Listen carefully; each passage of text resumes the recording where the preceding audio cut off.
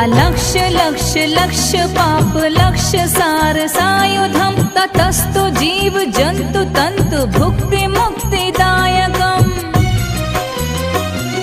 विरंचि विष्णु शंकर स्वकीय धाम वर्मदे त्वदीय पाद पंकजं नमामि देवी नर्मदे